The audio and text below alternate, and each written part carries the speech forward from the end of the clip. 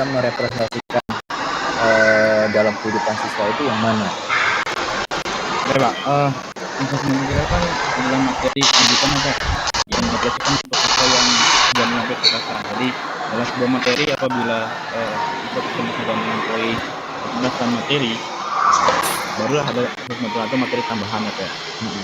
Intinya untuk investasi material ini adalah tadi meliputi tentang materi-materi yang lebih hots, sehingga materi-materi yang terbiasa tadi disampaikan di segmen awal itu lebih hots itu katanya. Iya, sebutin apa aja itu komponennya dalam teknik itu ada apa? Jadi ada materi-materi baru, terus ada informasi baru yang dapat diterima oleh siswa gitu. Terus konsep pemahaman dan pengertian yang baru gitu. Oh gitu. Dicatat pertanyaan saya nanti kalau ada waktu di akhir kita bahas ya. Oke Pak. Soalnya lupa misalnya ini mohon maaf ya. Bapak Ibu, kalau saya bikin soal tuh langsung gitu. Jadi saya kalau disuruh ini lagi lupa. Jadi tolong dicatat nanti kita bahas kalau itu. Oke.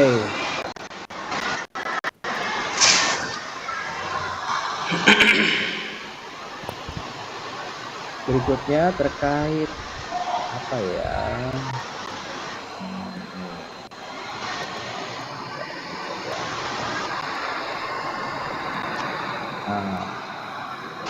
Bapak siapa namanya tadi? Pak Rianto Pak. Rian. Panggilannya Pak Anto. Rianto Pak. Rian. Pak Rianto, usia berapa sih? Masih muda ini kelihatannya. Saya 28 Pak.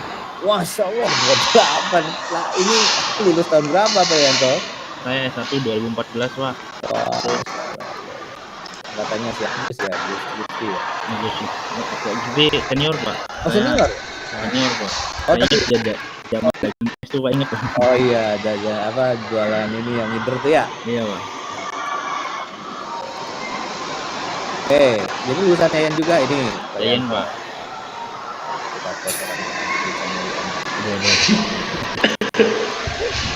Yang paling populer PBL ya. Saya gampang aja deh. Coba kontraskan PBL dan PJBL. Artinya yang saya minta adalah yang paling membedakan PBL dan PJBL itu di sintaks yang mana, gitu kan? Ya, yang dikaitkan dengan keterampilan abad 21 gitu.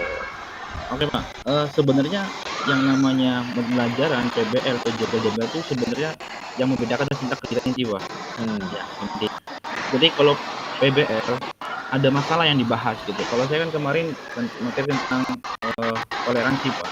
Jadi nanti anak dibikin kelompok, di situ disajikan permasalahan toleransi gitu. Toleransi agama, toleransi budaya, sosial gitu. Anak itu menemukan apa sih solusinya dengan masalah yang ada gitu. Kalau untuk PJB ada produknya Pak, produk yang dihasilkan. Apakah mereka ada diskusi membahas mengenai pembuatan konsep dan sebagainya atau hidup pembelajaran gitu. Jadi pembedaannya adalah dari hasilnya Pak. Kalau untuk konstruksi sama, semua intinya student center Pak. Jadi kenapa berdasar ini sama pada student center tadi agar ada kegiatan anak yang menghasilkan sesuatu, entah dari kalau menurut saya kalau JBL ini lebih ke kognitif Pak, melatih anak untuk berpikir kritis dan kemasan ada kalau PJBL ada kelompok yang dibuat entah sekarang kan anak-anak saya kan jadi sampai anak-anak itu pintar Pak dalam IT itu entah Canva entah sehingga kemarin saya minta anak buat tugas belajar itu yang itu video pembelajaran itu kan tugas kita anak PPG Pak, mereka bisa Pak membuatnya gitu. Iyalah. Ngajar di mana? Ngajar fase apa? Fase F Pak. Ya, fase F. Wah kalah gurunya sama fase F sih.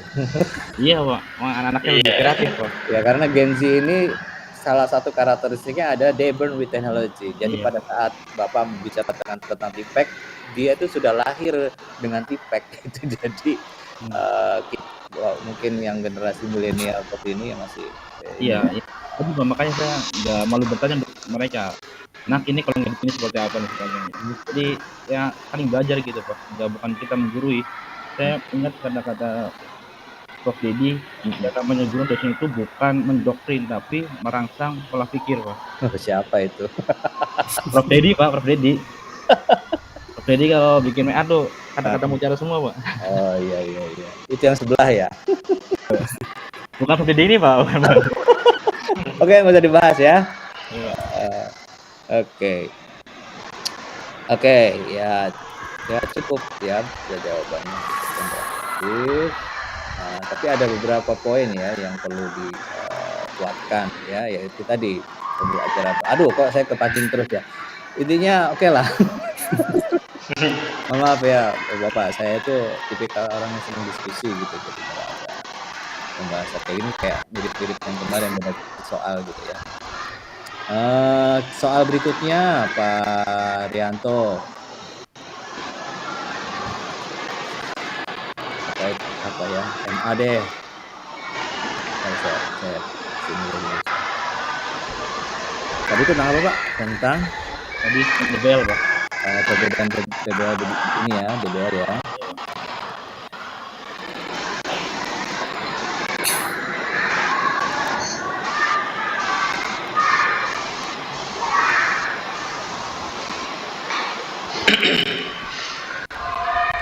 Diacak malah saya yang bingung mana yang dulu. Nah ini. Oke, gini Pak Rianto.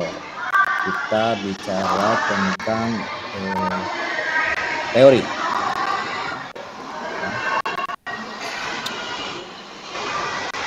Gini. Ada 5 teori pembelajaran ya, teori belajar bukan pembelajaran. Teori belajar ada 5, salah satunya itu sosial. Ya. Begini, kalau misalkan kita mengimplementasikan satu teori ini, teori sosial dalam modul ajar, itu kita coba tarik benang merahnya ke nilai-nilai P5 gitu ya, atau nilai-nilai Pancasila. Kira-kira bisa nggak mewujudkan atau memunculkan bentuk konkretnya itu kayak gimana gitu? Oke, Pak. Yang pertama untuk teori sosial kan intinya kita bagaimana peran sosial, Pak. Kalau di fase F kan ada elemen gotong royong. Jadi tadi anak diminta membuat proyek gitu, membuat kelompok dan sebagainya. Intinya bagaimana anak itu untuk bersosial gitu. Kan kalau Gen Z kan ada introvert lah, ada extrovert gitu. Dengan adanya sosial kelompok itu setidaknya anak yang Gen ini mau bersosial, mau berpendapat gitu. Tapi dampak negatifnya Pak, kalau kelompok itu tadi Bang, ya mengandalkan beberapa orang gitu. Udah kamu aja yang pintar gitu. Jadi kekurangannya seperti itu Pak. Jadi ya sosialnya untuk melatih sosial, tapi kadang kekurangannya itu tadi mengandalkan teman-temannya yang pintar. Kalau misalkan saya kasih tahu satu tantangan, kalau di fase F itu sudah mulai keluar yang namanya circle. Iya Pak. Kalau misalkan Pak ya, mendesain sebuah metode pengajaran dengan desain teamwork, dalam sebuah kelompok itu dia terpisah dari circle-nya dan dia masuk ke circle yang lain. Sementara dalam satu kelompok itu Bapak tidak menyadari kalau anggotanya itu ada satu circle yang mendominasi. Nah, ini bagaimana mencirikan ya, bahwa ada masalah dalam proses pembelajaran terkait dengan tadi itu challenge yang saya kasih tadi itu, yaitu isu terkait circle. Ini kita kaitkan lagi dengan tadi ya, teori belajar sosial. Nah, coba ilmunya teori belajar sosial seperti apa? Ya kan memahami interaksi Pak manusia Pak. Jadi di SMA itu memang Pak, kalau bahasa gadgetnya bestie Pak lah. Bukan cuma bestie Pak, ini circle tuh lebih keras dari itu Pak. Iya lebih keras ya. Pokoknya kalau ada yang ganggu senggol Pak. Kalau jadi gini Pak, itu geng lah istilahnya. Kalau saya selama ini mengajar itu sebenarnya bukan hanya mengajar Pak. Kalau mengajar kan udah di kelas sudah, tapi saya ada pendekatan ke individu gitu, ngobrol bagaimana keadaan kelas dan sebagainya, sehingga guru itu ketika masuk kelas sudah tahu nih keadaannya Pak. Jadi kan termasuk kemampuan pedagogik Pak, jadi memahami karakter siswa gitu, sehingga bisa tahu oh ternyata misalnya si Amelia ini circle-nya itu sama Devano sama ini. Jadi saya bisa Pak. Makanya setiap pembagian kelompok itu dalam sebuah proyek atau dalam diskusi itu, ya saya biasanya yang membagi Pak. Kalau anak yang bagi pasti tadi ada beberapa anak yang introvert yang dia nggak mau dia nggak kebagian kelompoknya Pak. Bisa jadi seperti itu Pak. Oh, jadi langkah preventifnya apa? Ya tadi Pak, langkah preventifnya ya saya tadi harus pendekatan secara individu loh. Jadi bertanya nanti anak ngobrolin untuk kelas 12 IPA 1 ini gimana keadaan kelasnya gitu. Oh ternyata gini Pak. Kapan itu dilakukan? Biasanya nih Pak di jam-jam istirahat gitu, saya ngobrol ke anak kantin, ngobrol gitu, lewat ke Bisa. ruang guru. Oke, bisa mengidentifikasi nggak? Maksudnya, ya kita melihat dari arah bicara anak ini atau jawaban dari pertanyaan Bapak itu,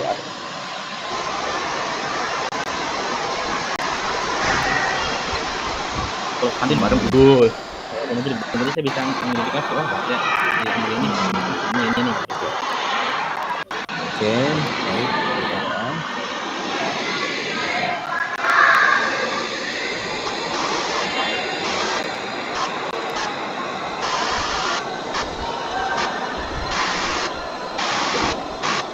Oke, kita bicara apa lagi? Nah, kita bicara ini.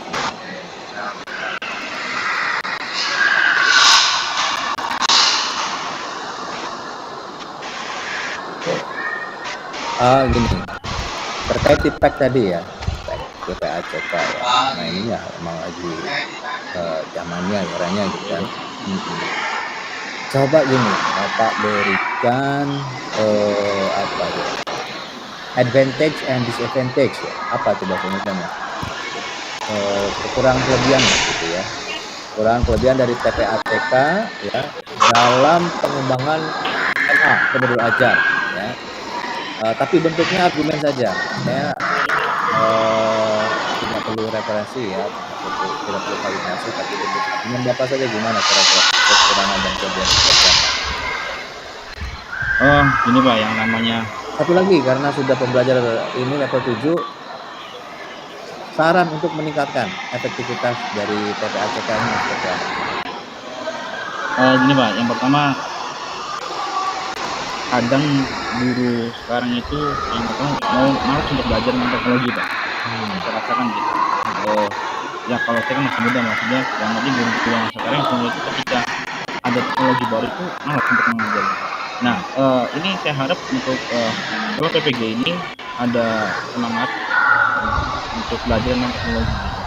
Nah, kekurangannya menurut saya yang namanya teknologi kan variasi teknologi kan kadang monoton Pak gitu. Dalam arti dengan teknologi itu saya harap ada variasi-variasi yang baru gitu. Misalnya kalau gini, sebetulnya bukan variasi yang baru. Yang jadi masalah adalah digital literasi Bapak yang kurang. Nah itu Pak kadang Pak. Kadang kita nggak tahu sekarang zaman AI kan membantu sekali. Ya. Tahu nggak ada namanya word wall? Nah, kayak gimana itu?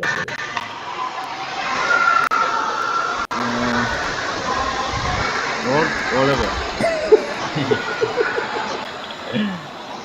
Nah itu Pak kadang. Lanjut Bapak, ini argumennya. Saya mohon maaf ya, saya selalu terpancing ya begitu. Oke, lanjut. Iya tadi Pak, kekurangannya tadi kadang setiap individu dulu juga kadang malas untuk mencari apa teknologi yang baru gitu. Bener banyak. Kekurangan mana? Kekurangan siapa? Kekurangan individu gurunya Pak.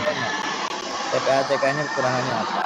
Kelebihannya apa? Jadi jangan dilitir ke guru. Ya kalau kelebihannya membantu Pak, teknologi membantu guru dalam proses pembelajaran Pak. Ini kekurangannya teknologi Pak yang saya rasakan, misalnya kayak Canva itu kan harus pro gitu Pak, jadi harus berbayar lah, pada beberapa aplikasi yang berbayar gitu Pak. Kadang siswa juga ketika kemarin edit di CapCut itu, Pak ini harus pro Pak.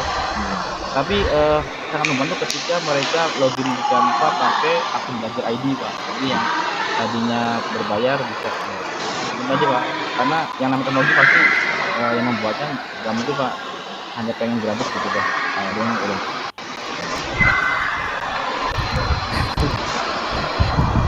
Terkait assessment nih, tadi sebelum sempat kita bahas ya assessment. Gini, saya ingin Bapak membedakan antara formatif dalam Kurmer dan formatif dalam Kurtilas. Apa bedanya formatif di Kurmer dan formatif di Kurtilas? Kalau di Kurmer kan Pak, dalam proses pembelajaran Pak. Jadi pembelajaran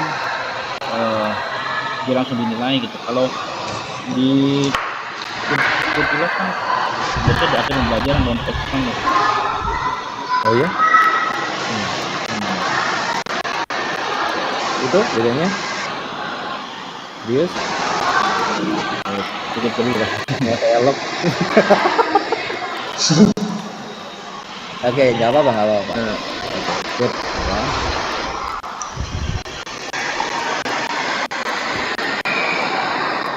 Soalnya untuk di saya baru tahun ini juga, baru tahun ini untuk Kurmer, jadi selama ini ngajar di kelas 11 Kurtilas gitu. Jadi dia baru memahami lah untuk proses Kurmer ini.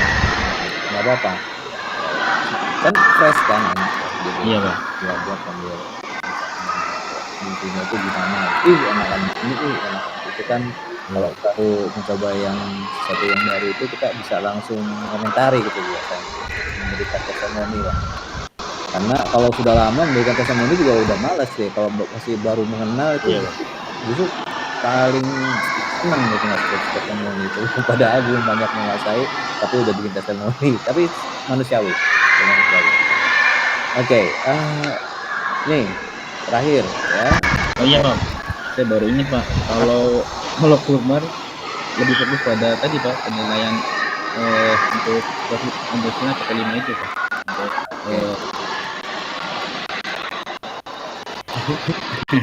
Oke. Kita lanjut aja. Oke Pak. Soal yang baru ya. Ada terakhir nih PTK ya. Iya Pak. Saya nggak tahu nih Bapak sudah belajar belum terkait teori PTK yang dikembangkan oleh Chemist dan Tegart gitu ya.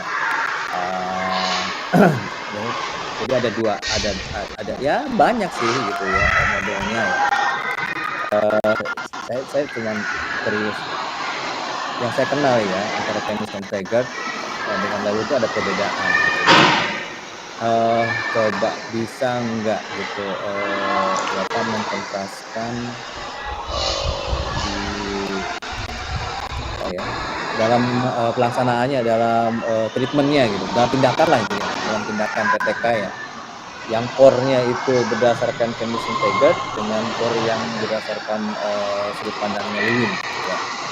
Nah, kira-kira implikasinya apa gitu yang membedakan dua model rancangan pemikiran PTK tadi? Menurut apa?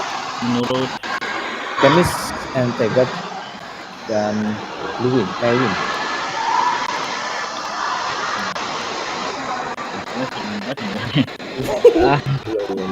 Oke, ganti pertanyaannya. Atau mau nyoba dulu? Kalau Chemist Tegart apa lebih ke pada refleksi terhadap praktik pembelajaran apa? Jadi dia mengidentifikasi masalah gitu, melakukan tindakan perbaikan. Jadi misalnya ke dalam metode kira-kira ada pengaruh tidak gitu. Terus apa ada dampaknya tidak? Misalnya emang di Lewin nggak gitu ya? Emang kayaknya Oke.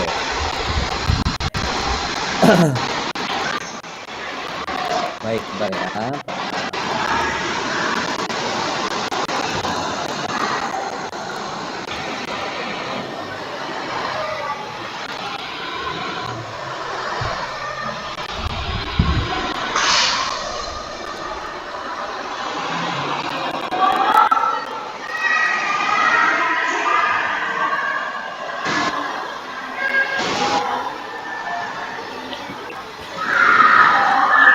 Ini beralih Pak ke Pak Lutfi Pak. Iya, enggak. Oh ya, boleh beralih ya? Iya Pak. Jadi saya udah Pak. Boleh. Coba mohon maaf Pak. Oke, no problem. Kurangannya Pak. S2 nih, Pak. Siapa ini? Saya Pak, Yanto. saya sudah Pak. Sudah selesai Waktu sebenarnya. 2018 Pak. Jadi waktu mau wisuda S1 saya diminta Abah Teja buat lanjut S2 Pak. Oh iya bagus. Sudah Pak. Sudah, ya sudah dua semua. Wah ya harusnya udah mateng ya. Iya. Cuma kadang kalau teori itu Pak, ya Iya. kadang lupa ya Pak Dede. Kalau teori itu kalau Betul. baca teori kadang lupa Pak. Tapi kalau implikasinya penerapannya insya Allah Pak lah. Tapi kadang Iya. teori itu harus dihafalin. Ya oke lah. Oke, kita lanjut ke Pak. Ini dulu Pak Rizky belum ya tadi BTK-nya ya? Baca Iya dulu. belum Pak, Pak Rizky Pak. Iya, bentar ya Pak Rizky ya. Kita ke Pak. Siap. Ya. Pak Rizky sudah S2? Belum, Pak J. Belum. Dari lulusan mana Pak Rizky? Biayaan Pak J sama kayak Wah, pada itu alumni semua. Nah, Pak Lutfi dari mana? Pak Lutfi beda nih kayaknya ya. Pak Lutfi lulusan mana Pak Lutfi? Saya dari UPI Bandung. Dari UPI Bandung. Wah, kita tanding dengan UPI Bandung. Ya, orang Tasik sendiri Pak. Orang Tasik Siapa sendiri. pertanyaan buat anak UPI nanti ya.